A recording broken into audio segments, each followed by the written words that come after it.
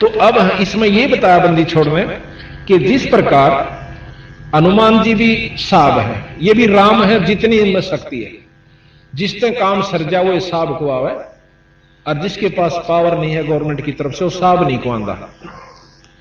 उसको आम व्यक्ति चाहे वो कितना भी सेठ कह देंगे भाई और के में कह लेंगे, परंतु उसने साब नहीं कह सकते।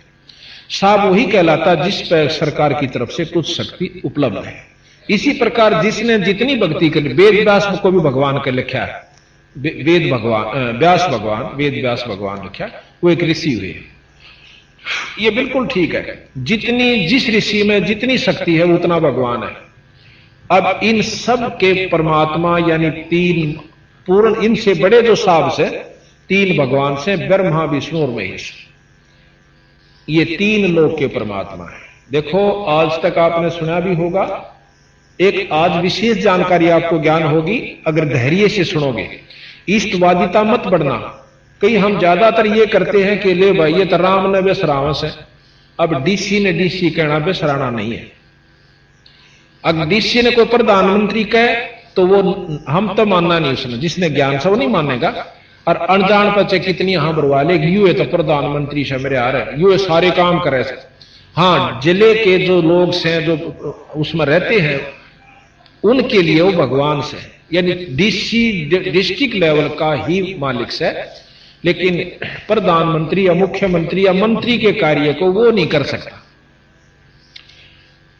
तो इस प्रकार कबीर गरीबदास जी ने बताया कि ये तीन लोक के परमात्मा 20 शास्त्र जानकारी दे हैं कि त्रिलोकी के नाथ ब्रह्मा विष्णु महेश। और फिर ये पुराण दिखाऊंगा आपको मैं। विष्णु पुराण कहता है कि शंकर भगवान जो है यो सबका रचयिता और सबसे बड़ी शक्ति, और ब्रह्मा और विष्णु तय इसके अनुचर हैं, और इनसे उससे इनके सारे काम सरे हैं। फिर आपको दिखाएंगे कि विष्णु भगवान से ब्रह्मा उसकी नाभि कमल से उत्पन्न हुआ, और ब्रह्मा उस कमल ने ढूंढता ढूंढता 36 युग लाग गए, उसने कमल की अंत नहीं पाई। और शंकर भगवान के ऊपर विष्णु भगवान ऐसे अपना शक्ति प्रदान कर रहे हैं, ये आपको चित्र दिखाएंगे। तो इन शास्त्रों को, इन पुराणों को पढ़ के कोई भी अपनी आत्मा उत्थान नहीं कर सकता, क्योंकि एक शास्त्र दूसरे को फेल करे। और फिर थोड़ी सी देर में उसी पुराण में लिख रखा कि ये तीन लोक के भगवान से। विष्णु पुराण में विष्णु जी को महत्व दे दिया, शिव पुराण में शिव पुराण जी को शिव जी को दे दिया। या तो ये तीन, फिर आखिर में क्यों कहें यही ब्रह्म है, यही पूर्ण ब्रह्म है। जीव रूप में तो हम भी ब्रह्म है, और कुत्ता और गधा भी ब्रह्म है, जैसे अभी आपको व्याख्या दी। लेकिन जहां ब्रह्म की स्थिति आओगी वहां ब्रह्म ब्रह्म ही है। राजा भी व्यक्ति होता है, राजा व्यक्ति होता है, परंतु आम व्यक्ति राजा नहीं हो सकता। वो शक्ति, वो सुख सुविधा उसको नहीं होगी। तो इसी प्रकार गरीबदास जी और कबीर साहब ने हमें ये जानकारी देने की कोशिश की कि भाई ये बहुत बड़ा उलझेड़ा इन शास्त्रों ने कर दिया, उलझेड़ा नहीं था। अब डीसी ने आज हमें जानकारी होगी, क्योंकि हम पहले गुलाम थे अपना हिंदुस्तान, और अविद्या ज्यादा थी, भयभीत इतने कर रखे थे कि सरेआम बांध के घोड़ा पर घसीट ले जाया करते थे। थोड़ी सी सजा का ज्यादा सजा दिया करते, थोड़ी सी अवगुण अपराध की। तो हम इतने भयभीत थे। तो हम इन शास्त्र विजों ने, जिन्होंने अपने स्वार्थवश, कबीर साहब गरीबदास जी बताते हैं कि हमारे को भयभीत कर रखा है। तेरा बाबू मर गया, उसके भाई मैं गांव मांगे से, और उस गांव ने तो नहीं देगा ना, तो थारे ऊपर कहर हो जाएगा, थारे पशु मर जाएंगे, थारे न्यू हो जाएगा। ये वो डरते मुश्किल थे। बहुत से आपने कथाएं सुनी होंगी कि एक भगत का छोरा हो गया, लड़का हुआ, हाँ ना, एक का पिताजी मर गया। पिताजी मर गया तो श्राद्ध आया। एक भक्त वहां पहुंचा जो मेरे जैसा पाखंडी था, जाकर कहने लगा पंडित जी कोई हमारे पिताजी की खैर खबर दो। ने बोला भाई तेरे पिताजी ने तो गऊ चाहिए से, और लागड़ हो, और वो तो बहुत तिशाया हो रहा से, और भाई नहीं दोगे ना तो देख थारा नष्ट हो जाओगे। अब ने बोला पंडित जी, यानी पंडित माने कोई जाति विशेष से नहीं कहा। अब थोड़ी थोड़ी बातों को हम विशेष ढंग से समझाने की कोशिश करेंगे, क्योंकि कईयां को उफान आ जाए थोड़ी बात न सुनकर। पंडित किसे कहते हैं? विद्वान को पंडित कहा, ना कोई जाति विशेष। मेरे दादा गुरु छावड़े के जाट थे, और इनको गरीबदास जी एक संत मिला, ये पाड़ी थे और बहुत बुरी हालत थी, घर के आगे सताए हुए थे, मतलब इसकी कोई भाभी भूबी से परेशान थे ज्यादा। तो ये बहुत, तो वो संत मिल गए, उन्होंने समझा, ये वहां से उनके साथ ही लिए भैंस छोड़ गए और काशी में उन संतों ने पढ़ाया, 4 विषय के आचार्य हो गए। आज ये पंडित चिदानंद जी के नाम से जाने जाते हैं और गोपालपुर में इनका आश्रम बना हुआ, पंडित चिदानंद जी, अभी लिखा हुआ है इनके ऊपर पंडित चिदानंद जी। तो हम कोई जाति विशेष को नहीं कहा कि कबीर साहब ने और गरीबदास जी ने। अब जैसे वैद, कई आपने देखा होगा, फलाना राम वैद, दकड़ा राम वैद, और वो जान दे को ना पेट के दर्द की दवाई, और वो फिर भी वैद लिखे हैं। अब कोई वैद्यों की बुराई करे, बुराई का तात्पर्य उनकी उनके अवगुण बतावा कि यह हमने दवाई ठीक नहीं दी, तुम लूटते हो लोगों को। और वो वैद काली माने जो केवल लिख रहा है मैं वैद हूं और दवाई जानता नहीं, तो वो काली माने है ना, नाराज होता है, तो उसकी कमजोरी से उसने बेरा कुछ नहीं, वो सिर्फ वैद नाम से चिढ़ता है कि वैद को क्यों बिसराया इसने। तो पंडित जो है वो विद्वान को कहा, चाहे किसी जाति का भी।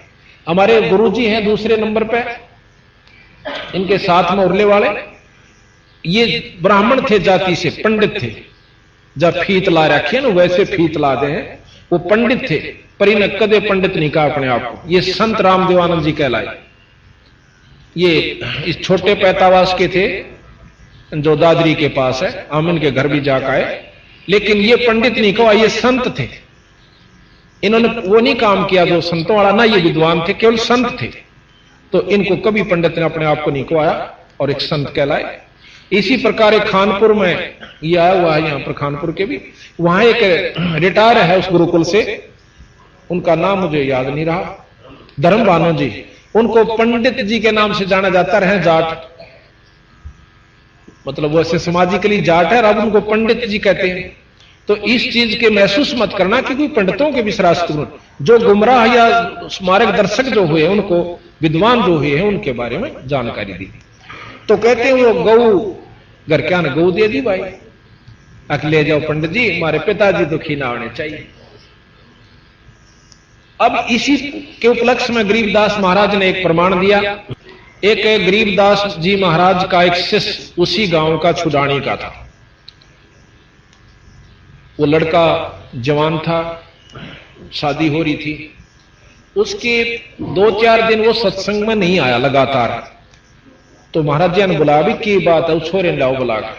अच्छा भगत था, अच्छी लगन लगी थी उसकी, वो कदे फिर होके पिनिया दो बैठ गया और फिर बुला लिया।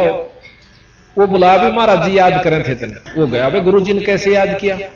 अखा महाराज जी कैसे याद किया महाराज? भाई मैं तो गरीबदास जी कहने लगे, मैंने पूछूं था भाई कई दिन लाग गए, दर्शन ना दिए, गांव में भी फिटन ना है, मेरे यार जी नहीं लगता। महाराज जी ने कहे थे किसी तरह ये बेचारे आना कंटिन्यूस आना जाना बना रहते, इनकी जो है, इनकी जो दुर्बुद्धि है वह ना फिर दोबारा पनप जावे, क्योंकि सत्संग हमारे अंतःकरण को साफ करता है।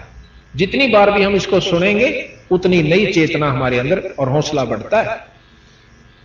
जी ऐसे है कि मेरे पिताजी का श्राद्ध था कल, अच्छा जो कल गया उसको मेरे पिताजी का श्राद्ध था। के क्या करो भाई श्राद्ध में कि पंडित जी आवेगा, आता है और अपना भोजन बनाओगा और पहले आप भोग लगाओगा, फिर परिवार को बांटा जाएगा। बोला भाई ठीक, बहुत अच्छी बात भाई। और ने बोला महाराज जी मैं कल भी नहीं आऊंगा। क्यों भाई? कि कल मेरी मां का श्राद्ध है। बोला अच्छा, पर एक काम करिए भाई कि मैं हमने भी खवा दे, खीर ख्यार बना दे होगे? अखा जी खीर बनावांगे, थोड़ी सी मेरे खातिर भी ले आइए। अख ले आऊंगा महाराज जी, या कौन सी बात है, जरूर ले आऊंगा। नो करिए 2 आंख ले आइए। अच्छा 2 आंख ले आऊंगा। जब पंडित जी ने अगले दिन सारा काम कर लिया, भोजन भी पा लिया, सबको खिला भी दिया, अपने मंत्र उच्चारण सारे कर लिए और फिर ये कहा कि तेरे पिताजी भी 1 साल के लिए तृप्त हो चुके हैं, अब उनको भूख नहीं लगेगी, प्यास नहीं लगेगी, क्योंकि मैंने भोजन पा लिया। तो ठीक से वो 2 व्यक्तियां की रोटी खीर लेके और बंदी छोड़ के पास आ गया। वो छोरा ने बोला महाराज जी रोटी ले आया, आजा भाई खेत में चालांगे। उन्हें सोचे कोई काम कर रहे होंगे मजदूर, उन्हें रोटी देने खातिर जानते होंगे। उन्हीं के खेत में चला गया, चले ले गए बंदी छोड़। और वहां एक जोड़ी ही बनी हुई थी चारों तरफ, जैसे झाड़ बोझ खड़े हो जाते हैं एक तालाब लेट लाट के अंदर। उस जोड़ी से 1 किला की दूरी पर महाराज बैठ जाते हैं और वहां से आवाज देते हैं उसके पिता तथा माता का नाम लेकर कि भाई फलाने और फलानी आप रोटी खा लो, थारा लड़का भोजन लेकर आया। और वो छोरा ने सोचा मेरे माँ बाबू का नाम ले अड़े कितना आगे हुआ। पंडित जी तो कहता स्वर्ग में जा रहे हैं। तो इतने में एक गीदड़ और एक गीदड़ी भागती हुई आवे, आंधे बंदी छोड़ के पान चाटन लागी। उन्होंने उनका ऊपर हाथ फेरा, हाथ फेर के बोला भाई थारा लड़का रोटी लिया से भोजन पा लो, थारा कनागत था आज, एक का काल था एक का आज था। ये वो दोनों ने रोटी नो इसी खा ली, जो अगर कुत्ता भूखा हो ना देखा हो रोटी गिर दे ऊपर ते गलत लिया कर डो मुंह वाले, इतने ढंग से सैड देसी खा गए। और फिर भी नो देखें दानू और मिल जाते और भी खा ला। तो बंदी छोड़ गरीबदास जी कहने लगे रे भले मान से नो कह था तेरे पंडित जी ने खाए पाछे तेरे पिताजी तृप्त हो गए 1 साल के लिए, यू तेरा बाबू या तेरी मां मान चाहे मत मान। नो बोला जी भी कसर रहेगी, ये भी गुंजाइश रहेगी ना मानने की, पर महाराज जी बीमारी या सब मैं मान लू तो घर के लाठी ठा ले, यानी मेरे के लिए कोई नहीं बसांदा या बेगन तो वारी छूटेगा। नो बोला तो ढीला पड़े, अब ठीक से आगे से महाराज मैं नहीं करूंगा। तो इस प्रकार हम अज्ञानतावश, और आपको प्रमाण देता हूं मेरे गुरुजी अभी 26 जनवरी 96 को उन्होंने शरीर त्यागा, 124 साल के हो गए। उससे पहले ये मेरे ख्याल में दिसंबर की बात से नवंबर में अपने घर पैतावास चले गए। वह कह रहे थे कि ये लगभग 100 साल के बाद आए हैं अपने घर ने, 100 वर्ष के बाद गए, 15-16 साल के निकल गए थे। और पिछले साल ये भी गए थे एक बार महीने, मतलब 5-6 महीने पहले गए थे। तो हम वहां चले गए इनके पास। तो इनकी भाभी जी वह थी, भाभी जी जो लगभग 90 से भी 92-93 साल की हो रही थी। वानो बोली जी ये 12-13-15-16 साल के चले गए, 2 लड़के थे। क्योंकि भक्ति की जो कसक होती है वह पिछले संस्कार जो होते हैं वो बहुत तगड़े हों से और वो अपने आप मार्ग पर लगा दें। तो इन्होंने क्या करा के कहीं उनके खेत खात पड़े थे, ऊड़ कपड़े काट के घेर वो पाड़ गए कति कपड़ा न्यो, और आप भागे जंगल में। जाने वाला ने देखा कि वो 2 लड़के जंगल में बाज के। तो हमने उसके बाद इनकी टोआ टाई बिक्री ढूंढा ढांडी करी, कितना नहीं पाए। तो हमने मान लिया कि वो किसी जंगली जानवर ने खा लिए, समाप्त हुए, मर गए। मैं नो कहती 90 साल की होली, 12-13 साल की मैं ब्याही भी आ गई थी, 92 साल की होगी, यानी 80 साल हो गए मैंने इनके 5 लत्ते काटा करूं, इनका कनागत काटा करती और 5 लत्ते पंडित जी दिया करती। आप विश्वास कीजिए कितना अंधविश्वास है। वो ईबताएं जीवन थे और उनके 5 लत्ते कनागत 80 साल तक कर रहे थे। इतना अंधविश्वास, इतना भूल भुलैया डाल रखी इन भोले भाले जिया ने, क्यों करे बंडाए दे बेचारे। सुख सब चाह अपने घर में, पर सुख फिर भी नहीं होता चाहे 20 ब्राह्मण जमा दो। ब्राह्मण का मतलब ये नहीं है कि जो पोथी ठायर का आंख में दे ली, ब्राह्मण सोई जो ब्रह्म पछाना, ब्राह्मणी से काम नहीं करा करे, जो किसी ने बंडा दे वो यथार्थ चीज बताओगा, जो विद्वान होगा पंडित होगा। तो इस प्रकार बंदी छोड़ गरीबदास जी ने यही मार्गदर्शन किया कि तुम एक दिन कनागत काटो, सो रोजाना काटा करो कनागत। 2 रोटी छाछ पर तोड़ के घेर दे, 2 कुत्ता ने सुबह, और इसी प्रकार शाम में कर देख कितना, और कुछ फर्क नहीं पड़ता। 2-4 रोटियां में कुछ नहीं फर्क पड़ा करता। आए भगत ने रोटी देवे घर में, कोई साधु आ जाए उसने जरूर जमावे, साल भर में एक सत्संग समागम जरूर करवावे, चाहे कभी भूखा मरता हो। वो भी तो करवाना पड़ जाए, बालक बीमार हो जाए 4000 रुपये लाग जाए, टप दे ही दे दें। और जहां धर्म का काम आवे नो काम, तब देखो ना ब्योत को ना, और जब ब्योत हो जा पटदेसी, लड़ाई हो जा, मुकदमा हो जा, जब वकील ने भी दिया 2000 रुपये, और फिर घी बंदी रहा नारी क्यों करके होगा वो अलग से, पर धर्म की का ब्योत नहीं रंदा। तो ये ब्योत बनाकर संता के समागम में आने से, सत्संग को सुनने से आत्मा उत्तिष्ठ होती है, इसमें प्रबल होती है, और ज्ञान होता है कि इस बिना काम नहीं चल है। चाहे अरबपति होकर चले जाओ, चाहे करोड़पति हो जाओ, कुत्ते और गधे की चुनी तो अरबपति नहीं बच सकते। वो तो वो बचेंगे अगर कोई झूठड़ी वाला भी है, ईश्वर का नाम लेता है, गुरु की किसी नाम ले रखा है, 2 पैसे धर्म पर लगाता है, तो वो सब राजाओं का राजा सिद्ध होगा आखिर में। महाराज कहते हैं गरीब सब रावण पति राव है, जिसका रोम रोम धन हो और सांस खाली नहीं नाम बनावे छत्रपति है। सो पर वो है राजाओं का राजा, जिसके 24 घंटे भगवान का भजन और सुमन रहता है। गरीब कबीर साहब भी कहते हैं कबीर सब जग निर्धना और धनवंता ना को धनवंता सो जानियो, जिस पर राम नाम धन हो। राम नाम धन नहीं, ये सब कंगाल है, ये 2 दिन के चोचले से। तो इस प्रकार तो यहां हम आपको बताने जा रहे थे कि इंद्र कुबेर ईश की पदवी और ब्रह्मा वरुण धर्मराया और विष्णु लोक के विष्णुनाथ के पुर को पहुंचा, तो फिर अपूठा आया। यानी विष्णु का जो स्वर्ग है, विष्णु भगवान का सबसे श्रेष्ठ स्वर्ग है, और उसमें बहुत ही अच्छे साधक वैष्णु साधु जाते हैं। अब वैष्णु साधु क्या करते हैं, क्या प्रक्रिया उन्होंने अपना रखी है, क्या उनकी साधनाएं हैं, वो भी आप देख लेना। वो सारे चाहे कितना भी गीता घोट रहे हो और चाहे संस्कृत में याद कर रहे हो, अगर नाम गुरु ते ले रखा है तो विष्णु लोक प्राप्त हो जाएगा, और वो भी कुछ समय के लिए, जितनी साधना कर रखी है, उसके बाद फिर उल्टा ही आना होगा और लख 84 भी भोगनी होगी। क्योंकि गीता जी का श्रेष्ठतम ज्ञान है, जैसे कर्म जीव करेगा उसे भोगने पड़ेंगे, जैसे करेगा। यहां बिल्कुल न्याय होता है। कहते हैं उस तुमने, गरीबदास जी महाराज कहते हैं, तुमने उस दरगाह का मैल ना देखा और धर्म राय के तिल तिल का लेखा। यहां तो तिल तिल का हिसाब है। तो जब हम अच्छे भी भोगने पड़ेंगे और बुरे भी, अच्छों के लिए स्वर्ग है और बुरों के लिए नरक है। आप देखिए, आप सारा दिन में कितने बुरे काम करते हो, आपने ज्ञान नहीं, पर हम गिनवाएंगे आप कितने बुरे करते हो दिन में। कहे जो नो कहे मैं कति बुरा नहीं करता, उनके लिए गरीबदास जी ने बताया कि इतने बुरे करता है कि तेरे पर गिठड़ी भी नहीं ठाई जाएगी जब अंत समय में जा गाड़ी दे, इतने बुरे करता है दिन में। कहे तो वो बुरे भोगने पड़ेंगे वहां पर, और अच्छे स्वर्ग में। अच्छे करने के लिए हमने एक विशेष साधन बनाना पड़ता है, धन भी लाना पड़े, समय भी काटना पड़ता है, जब कितना अच्छा बन पावे। जैसे आम के पेड़ को तैयार करने के लिए हमने विशेष व्यवस्था बनानी पड़ती है, गेहूं की फसल को तैयार करने के लिए धन भी लाना पड़े, पानी भी देना पड़े, उसके लिए समय भी लगाना पड़े, शारीरिक मेहनत भी करनी पड़ती है, जब गर्मी सर्दी भी सहन करनी पड़ती है। आज पो के महीने में बूंद पड़ती हो एकादी, और पानी का वार आ जावे तो हम पानी दे के आवांगे, चाहे नमूनिया हो 300 वे, पर वो काम छोड़ा नहीं जा, क्योंकि उसके बिना भूखे मर जा।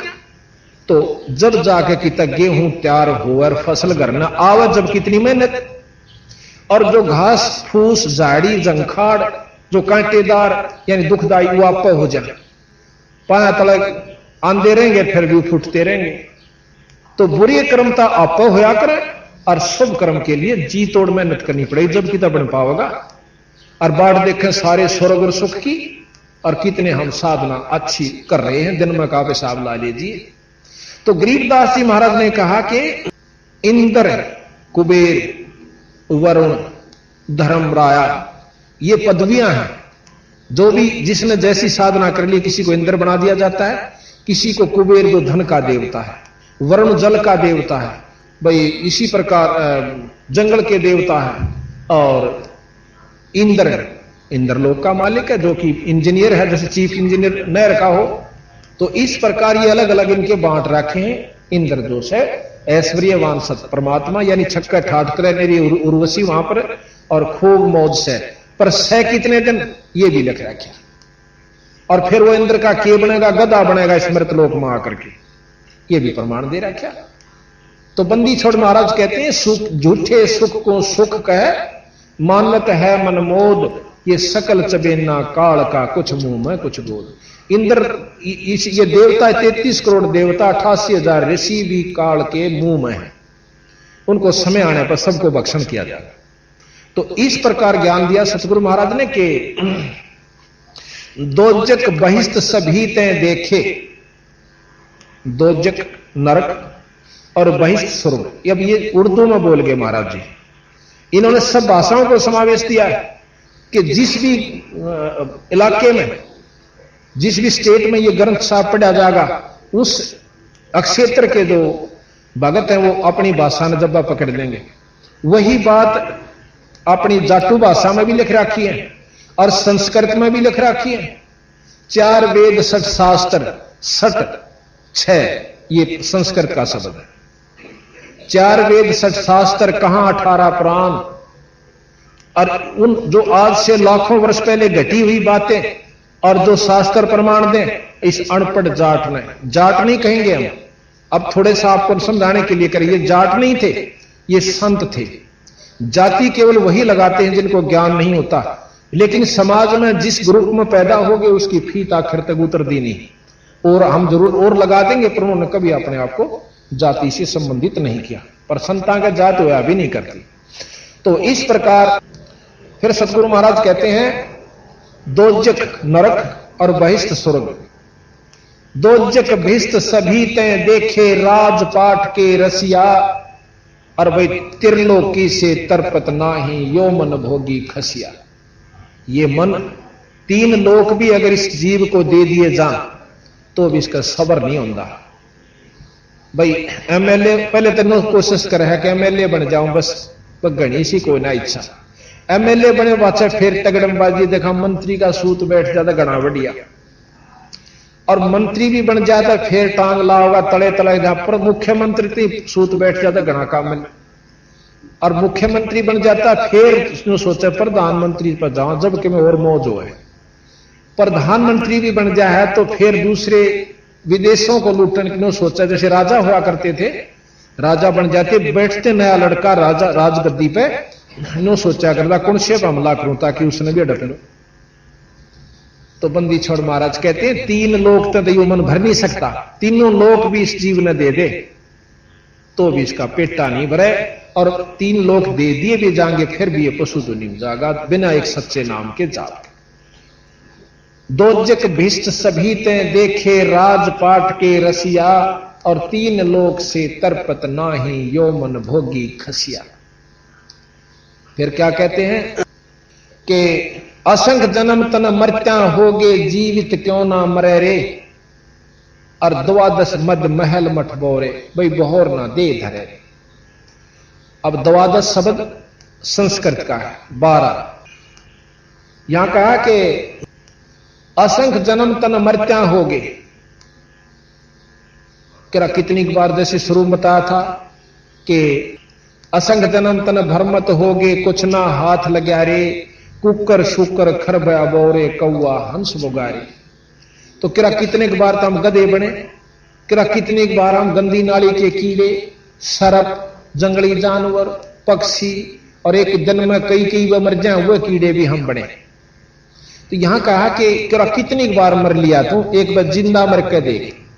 जीवित कैसे मरना है कि नाम ले गुरु तय, बीड़ी छोड़ दे, शराब सुल्फा मांस, और भाई किसी की निंदा चुगली चोरी रिश्वत, और अपने काम ने भी थोड़ा ढीला कर ले, इच्छाओं को मार।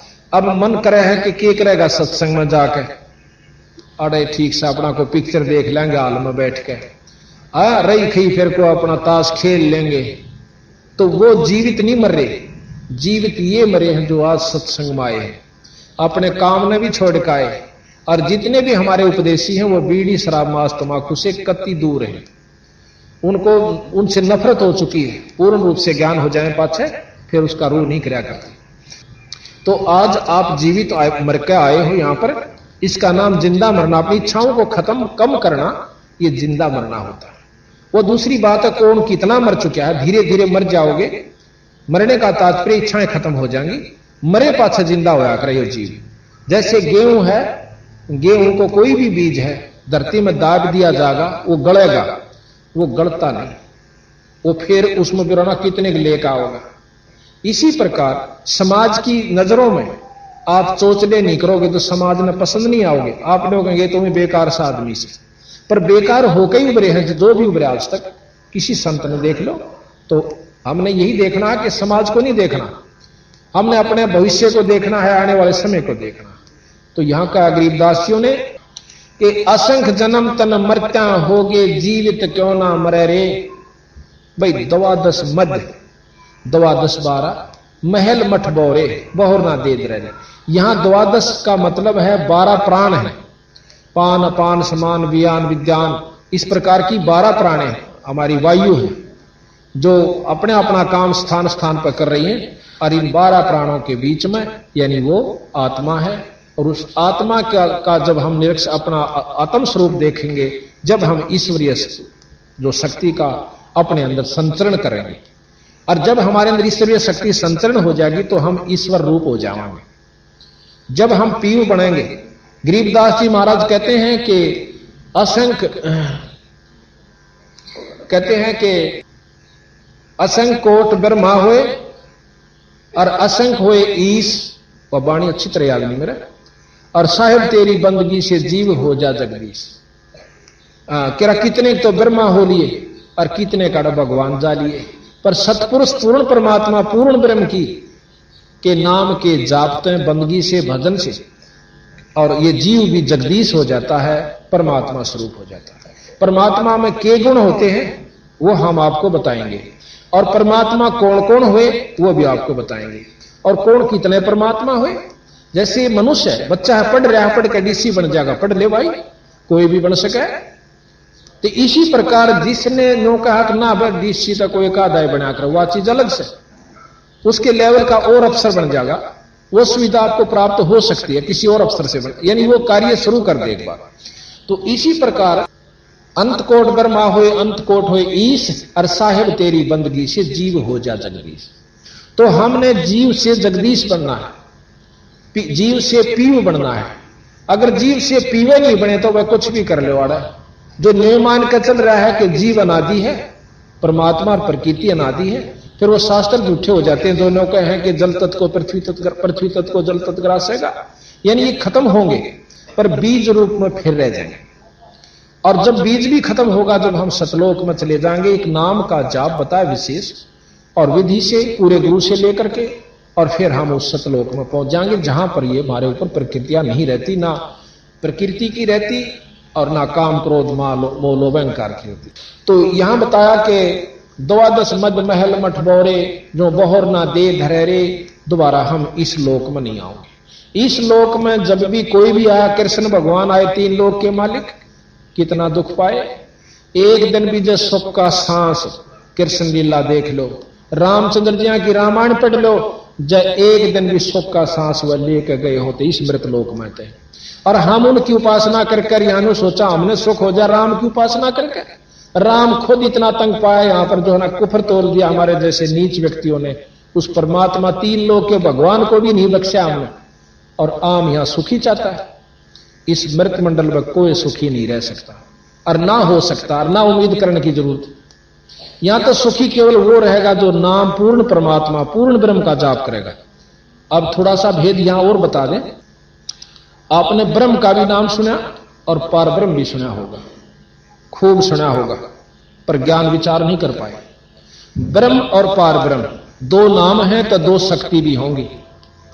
अब यहां फेल कर दे हमारे जो विद्वान है, नहीं ब्रह्म कोई पार ब्रह्म कहे। अब मंत्री ने प्रधानमंत्री कौन कहेगा, ऐसा बेवकूफ कोई नहीं। मंत्री अलग है, प्रधानमंत्री की और शक्ति है और दिन रात का अंतर है। और मंत्री तो प्रधानमंत्री बना है, ऐसी बात नहीं। ब्रह्म से मतलब परे जो है परब्रह्म है।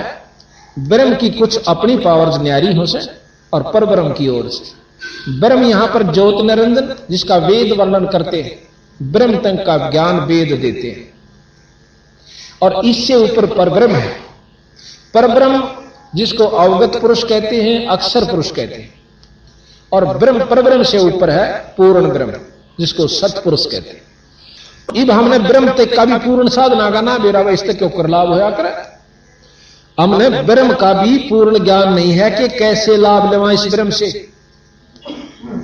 और हमने पहुंचना पूर्ण ब्रह्म के पास। उस पूर्ण ब्रह्म की साधना से हम यहां से आन जानकर जन्म मरण तक बच सकते हैं। महर्षि दयानंद जी आज के युग में बहुत श्रेष्ठ विद्वान हुए और सबको मान्य हुए। उन्होंने भी ये लिखा है कि जीव अनादि है, ये अपने कर्म भोगता रहेगा, ये अमर नहीं हो सकता। एक ने प्रश्न कर रखा है, मैं सुनाऊंगा आपको, उनके सत्यार्थ प्रकाश मेरे पास रखा है, आपको पढ़ के सुनाऊंगा।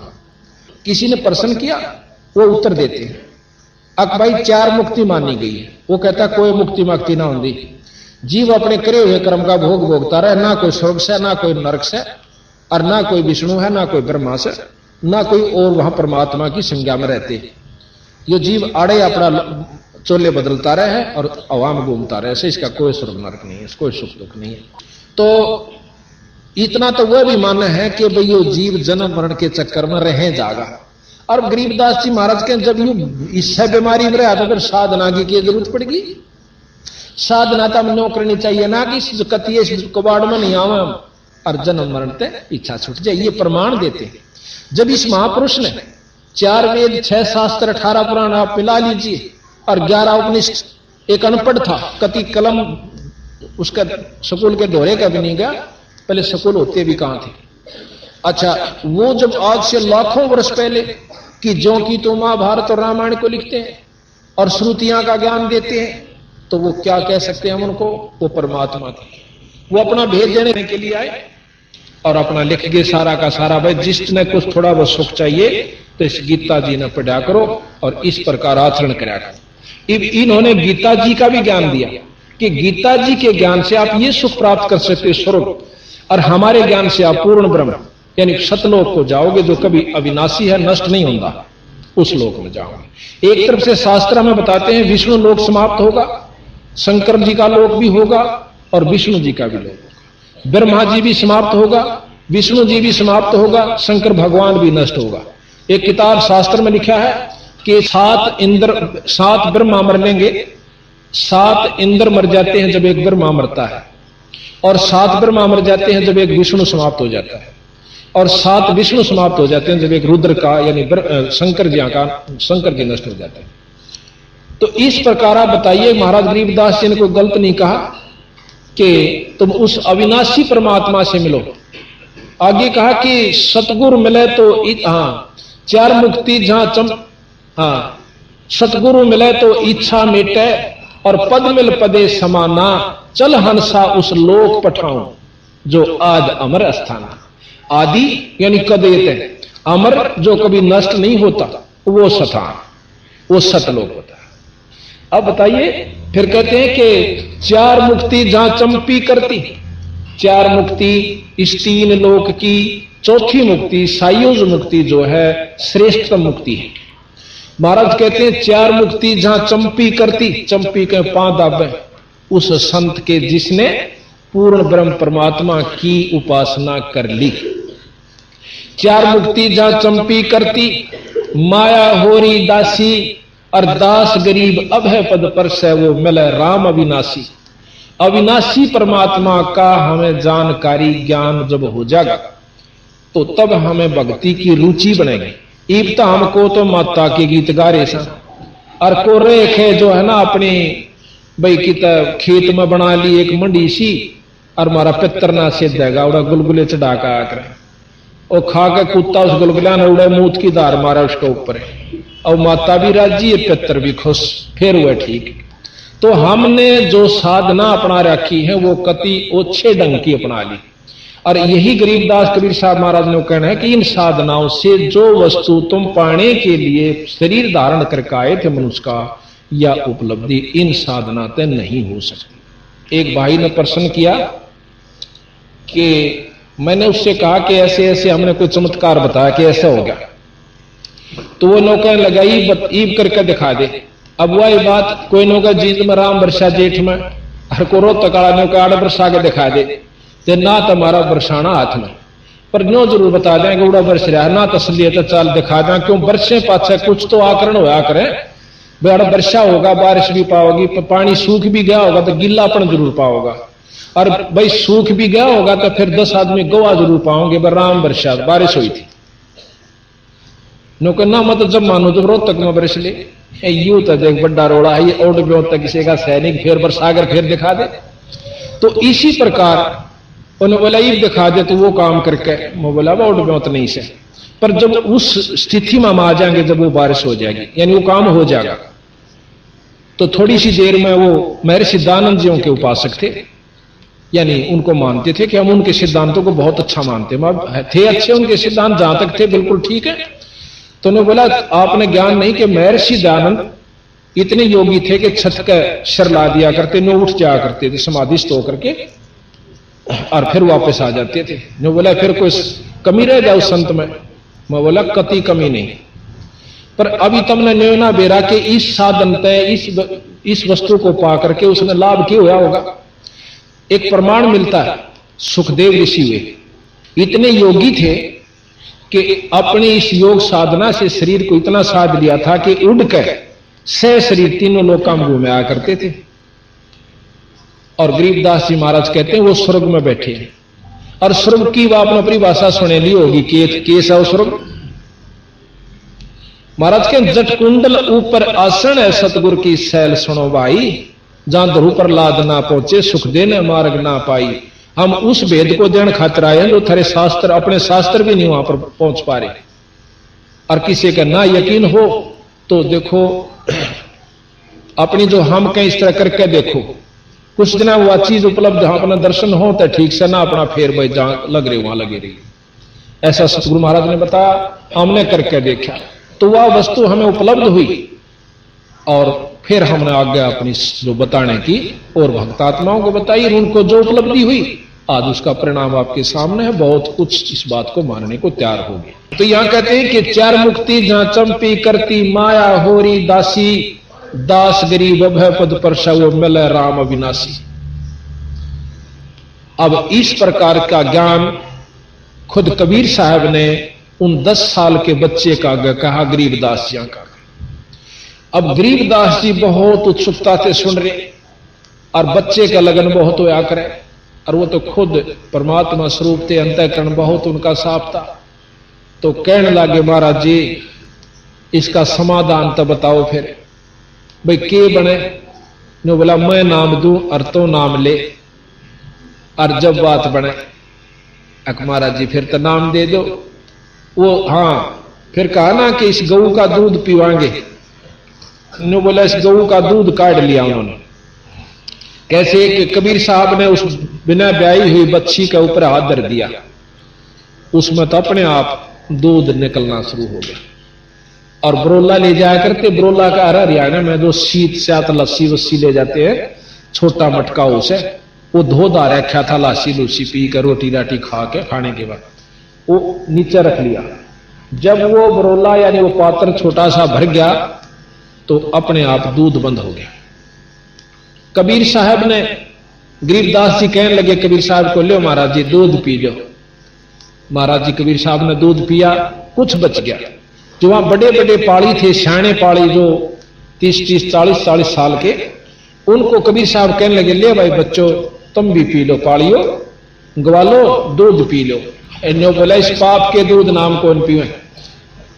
महाराज जी ने बोले रे पाप का नाश है, ये तो अमृत दूध से, और देख बिना नए दूध हुई बाछड़ी में तुम पुण्य लिख रहे हैं। बोला ना ना ना हम नहीं पीवा।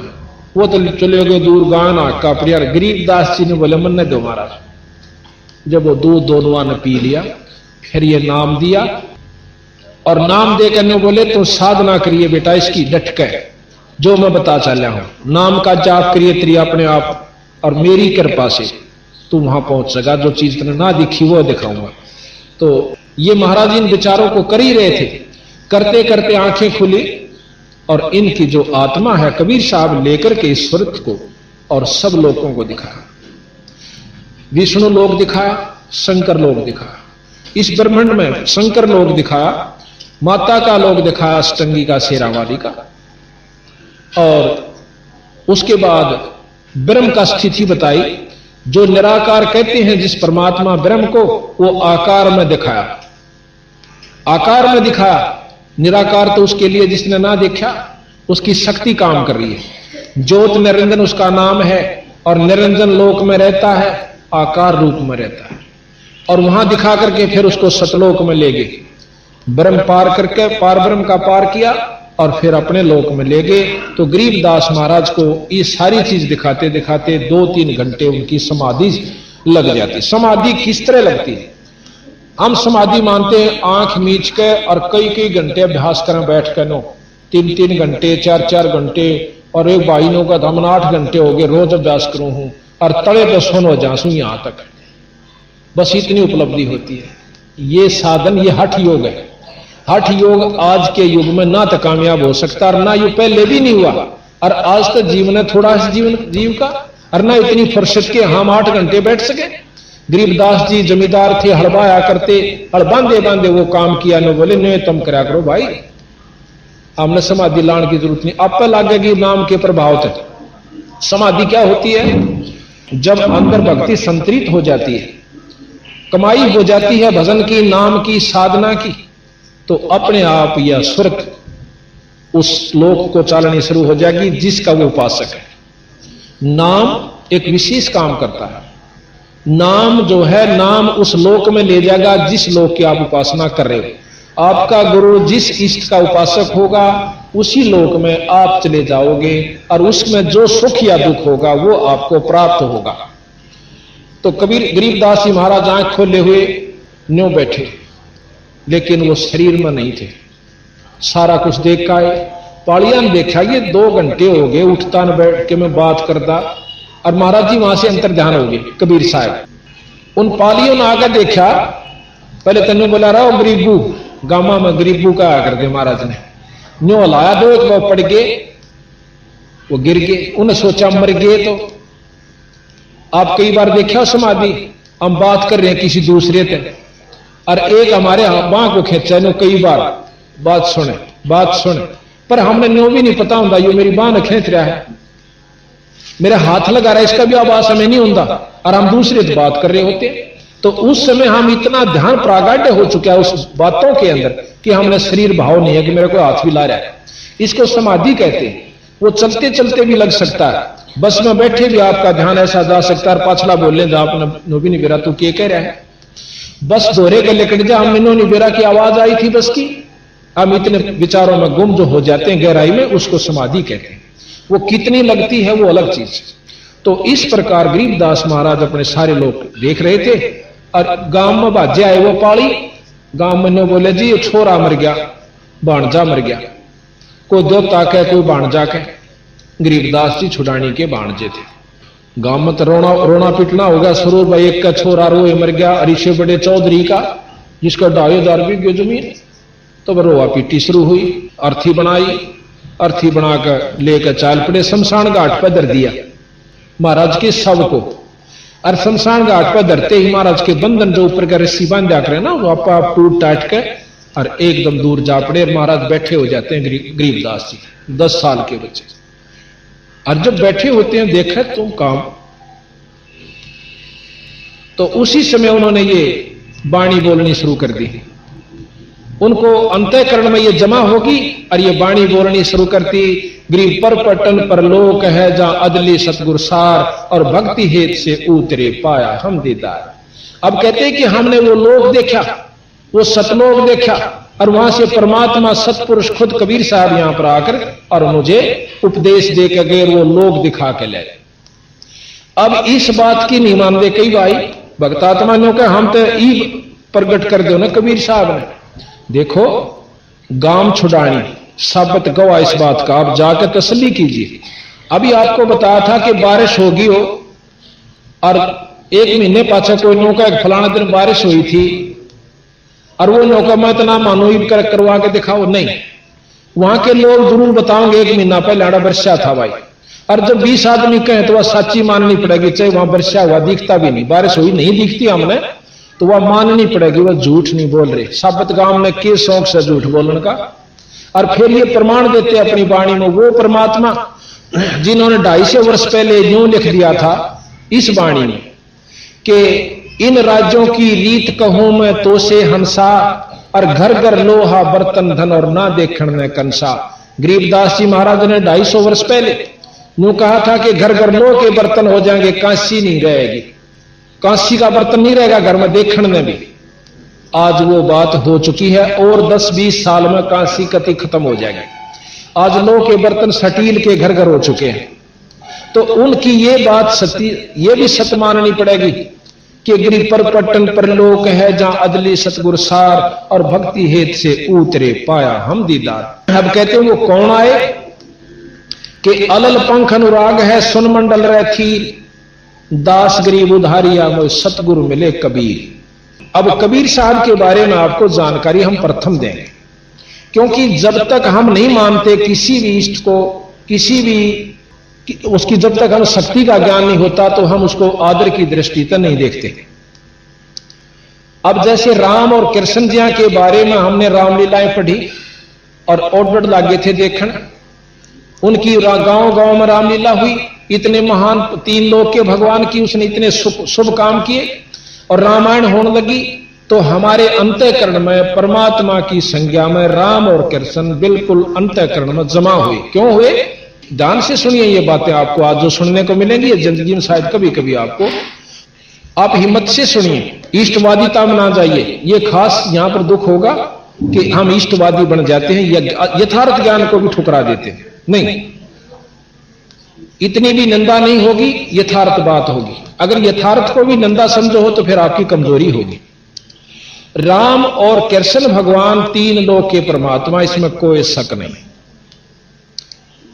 बिल्कुल 3 लोक के मालिक हैं और 3 लोक में ये जो कर सकते हैं वो कर सकते हैं।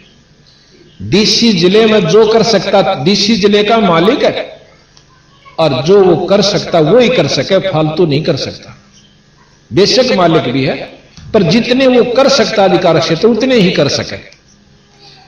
मुख्यमंत्री जिले का मालिक है और ना इसका स्टेट का, राज्य का, और जितने उसके कार्य क्षेत्र अधिकार है वो ही कर सके। प्रधानमंत्री वाले काम मुख्यमंत्री नहीं कर सकता और डीसी भी नहीं कर सकता मुख्यमंत्री वाले, पर मालिक जरूर है। तो ये 3 लोक के परमात्मा ब्रह्मा विष्णु महेश, इनके अवतार राम और कृष्ण विष्णु जी के अवतार है। ठीक है, अब इनको भगवान की संज्ञा में हमने क्यों मान लिया? क्योंकि इनकी लीलाएं सुनी। राम को मारा, राम ने रावण को मारा, कुर्बान दिया भाई, और भी बहुत से चमत्कार करा, कितने बिना गिनती के। कृष्ण भगवान को ने कंस को मारा, ताम्रध्वज के लड़के, मोरध्वज के लड़के ताम्रध्वज को जिंदा करवा दिया काटने के बाद आरे से। ऐसी ऐसी हमने लीलाएं सुनी कि ये बिल्कुल परमात्मा थी। और उसको गोवर्धन पर्वत को उठा लिया था, कोई बिल्कुल उठा लिया, कोई इसमें वो बात नहीं। तो हमने उनको इसलिए भगवान माना कि उनमें ये गुण है, वो ये काम कर सकते हैं, उनमें इतनी शक्ति है, तो हमने उसको, और फिर शास्त्रों ने गवाही दी कि ये 3 लोक के परमात्मा है। तो हमने ये मानने पर, चाहे कोई ना माने जब भी है, और जो मानता है वो अच्छा आदमी है। तो ये 3 लोक के परमात्मा के गुण को हमने जान लिया। हम आज तक राम और कृष्ण तक कोई नहीं मिले हैं, आपा मत कोई सा भी राम और कृष्ण से नहीं मिल लिया, पर उसकी गुणों को, शास्त्रों के ज्ञान को, रोजमर्रा की जानकारी को हमारे अंदर विवश कर दिया। हमने इस बात को मानना पड़ा। अच्छा, दूसरी बात है, तो क्या हुआ कि हमने जितनी भी हमें जानकारी हुई वहीं तक हमें ज्ञान हुआ। और अब हम आपको यह बताएंगे कि परमात्मा की, जैसे अपने हिंदुस्तान सारी पृथ्वी का बहुत छोटी इकाई है। सारी पृथ्वी की हिंदुस्तान बहुत छोटी इकाई है, बहुत बड़ा। बाकी तो वर्ल्ड कितना रह गया। उस वर्ल्ड में, बाकी वर्ल्ड में कोई भी राम और कृष्ण को मानने वाला नहीं है। यह भी यथार्थ से सत्य है, कोई शक नहीं। अब ना मानते, क्यों ना मानते वो अलग चीज है। वो उनके ना मानने से ये 3 लोक के परमात्माओं की शक्ति कम नहीं होगी, ये ज्यों की त्यों रही और रहेगी। अब बात यह है कि हमारे हिंदुस्तान में भी मेरे ख्याल में तो 60% आदमी होंगे जो राम और कृष्ण भगवान को, विष्णु भगवान को, ब्रह्मा जी को परमात्मा की संज्ञा में मानते हैं। और भी बहुत से महर्षि हैं जो लोग हैं कि ये तो कोई थे ही नहीं। अभी आपको महर्षि दानव जी का आपको स्टार प्रकार सुनाऊंगा। वो लोग कहें ये तो कुछ भी नहीं थे, ये तो एक जीव थे, राजा थे, और इनमें कोई शक्ति नहीं थी। नो तो राजा किसी ने मार दे, कूट दे, वो आप पे ठाडा होकर बिला अपनी महिमा करवा लिया था। ऐसा भी हम नहीं कहेंगे, ऐसा कबीर साहब ने नहीं कहा। उन्होंने इस 3 लोक के भगवान ज्यों के तो मान्य रहे। अब हम आपको अपने भगवान के बारे में बताएंगे। हमारा भगवान कबीर साहब और गरीबदास जी, जैसे विष्णु के अवतार राम और कृष्ण जी 3 लोक के परमात्मा के सत्य है, इसी प्रकार पूर्ण ब्रह्म सतपुरुष के अवतार कबीर साहब और गरीबदास जी, ये दोनों आए और ये चारों युगों में आए हैं। कई भाइयों कहे कबीर तो काल पैदा हुआ 600 वर्ष पहले, तो सतयुग में कबीर का ज्ञान कहां था? ये उनका भूल से। कबीर साहब ने लिखा कि हम चारों युग में आए हैं। सतयुग में सतसुकृत नाम से, त्रेता में मुनिंदर नाम से, द्वापर में करुणामय नाम से और कलयुग में मैं कबीर नाम से आया, महाराज कहते हैं। आप प्रमाण भी दें थोड़ा थोड़ा आपको।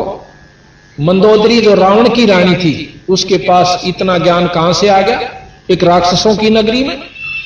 मुनिंदर नाम से कबीर साहब त्रेता युग में आए थे, ऋषि मुनिंदर नाम से, और वहां जाकर के एक भाट था, उस चंद्र विजय भाट का सारा परिवार कबीर साहब का शिष्य था श्रीलंका में। और वो रानी के पास जाया करती थी, वो भाटनी, उनको सबक सुनाने खातिर, उनको नाचने गाने के लिए, और उसका प्रेम ज्यादा मंदोदरी से हो गया था। एक दिन मंदोदरी को उस भाटनी ने जो कबीर साहब यानी मुनिंदर साहब की बात सुनी सत्संग में, और वो जाकर बताई, बेबे बहन ऐसे ऐसे सुना, परमात्मा के नाम के बिना इस जीव का कितने ठिकाना नहीं से, ईश्वर का भजन करना चाहिए। ये 2 दिन का जीवन है, पता नहीं कितने अरबपति हो गए। गरीबदास जी महाराज कहते हैं, पृथ्वी पति चकवे गए भाई जिनके चकर चलंत, रावण सरीखे कौन गणे इसे जालिया ना। लोगों के कितने करोड़पति अरबपति हो गए, जाली और गधे की जूनी भोग रहे हैं।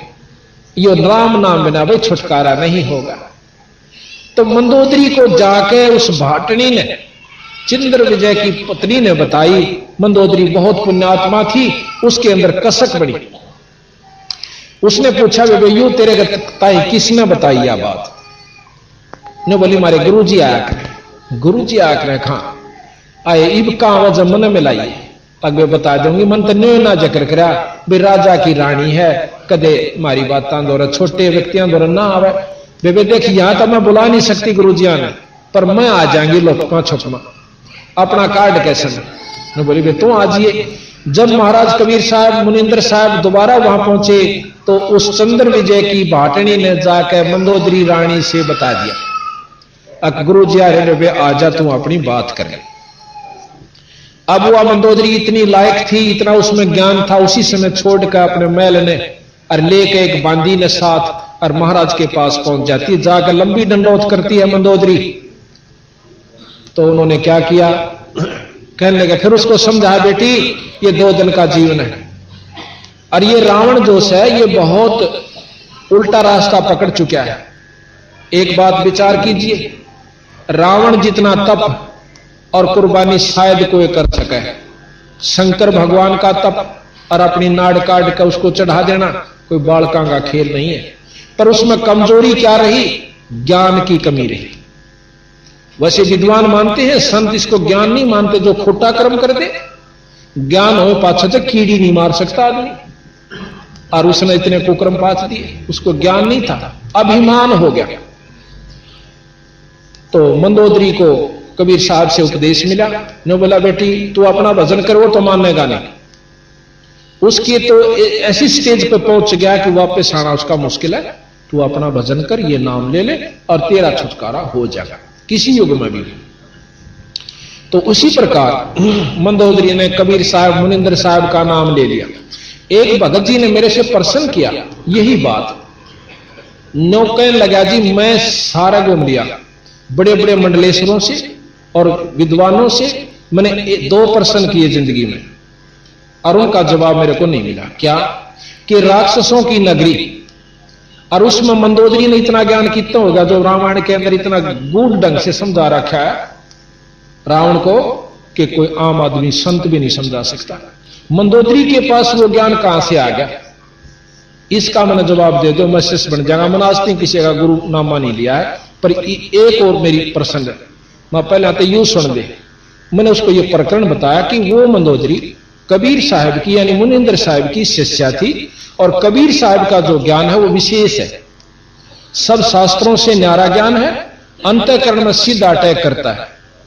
और ये ज्ञान उसको था जो मंदोदरी कबीर साहब की शिष्य थी मुनिंदर साहब की।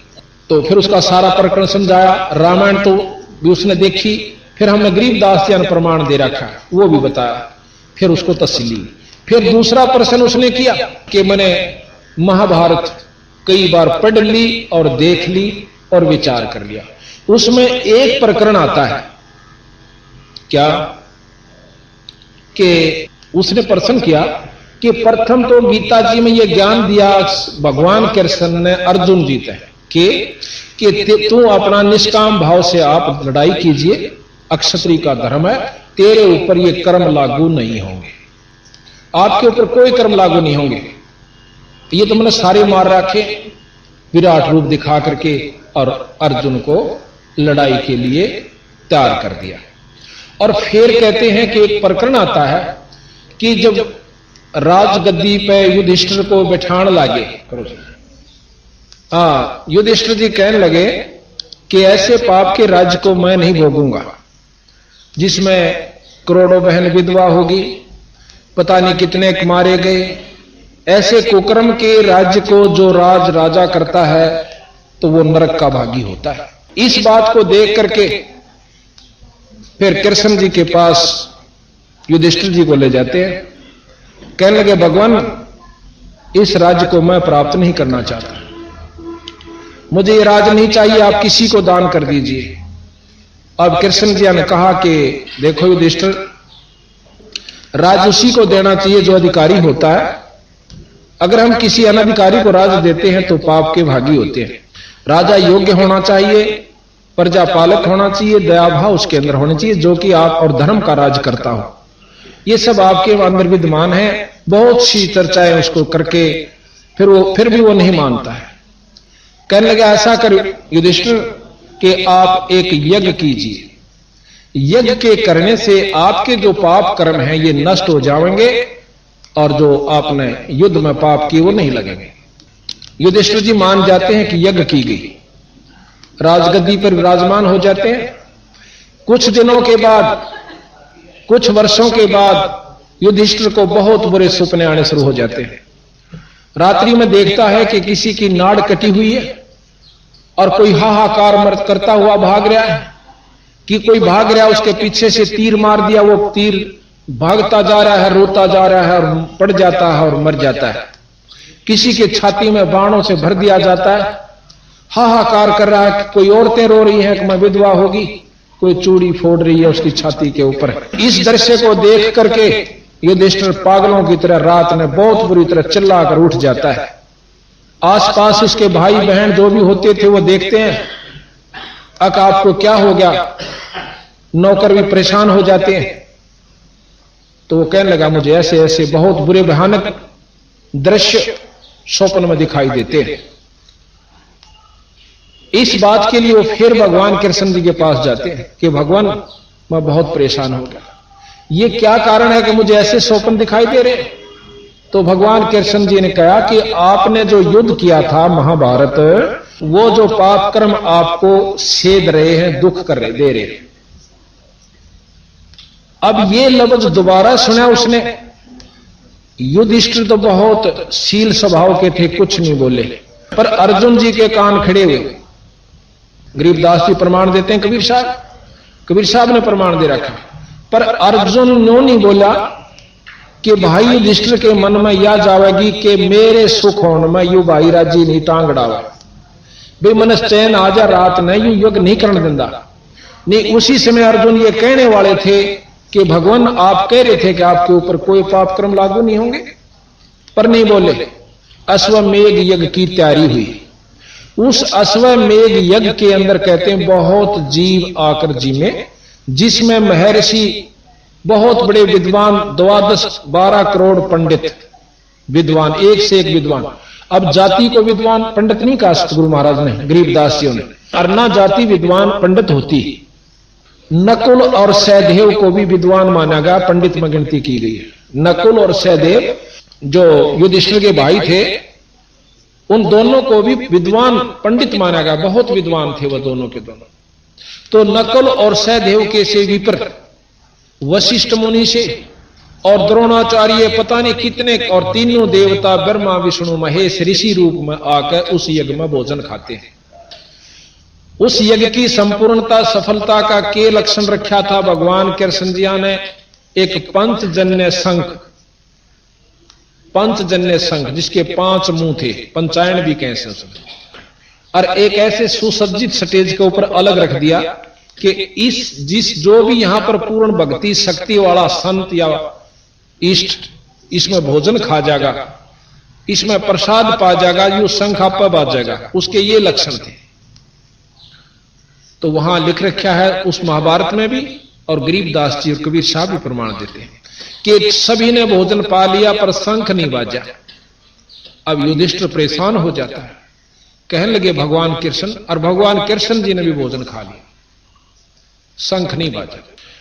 अब वो कहने लगा महाराज क्या त्रुटि रही हमारे से कि शंख नहीं बाजा? आपकी कोई त्रुटि नहीं, आपकी कोई त्रुटि नहीं रही। इस यज्ञ के अंदर कोई पूर्ण शक्ति संतरित संत नहीं है।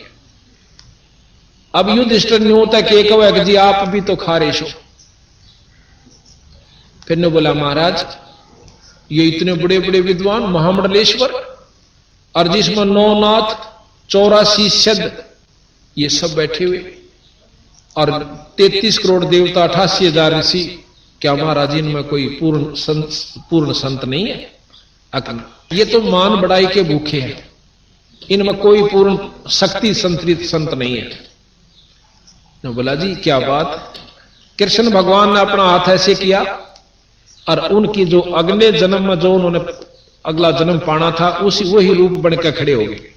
कोई मुर्गा बना हुआ है, कोई सर्प का रूप धारण कर रहा है, कोई केंचुआ, कोई शेर, कोई भैंस, कोई गऊ, कोई बैल। अब भयभीत हो जाता है युधिष्ठिर कि महाराज फिर हमारी यज्ञ कैसे संपूर्ण होगी? होगी। एक संत है इधर, छोटी जाति में है, उसका सुदर्शन नाम है, नीची जाति वाले को सुपच कहते हैं। वाल्मीकि यानी भंगी के घर में जन्म है, और वो संत आवे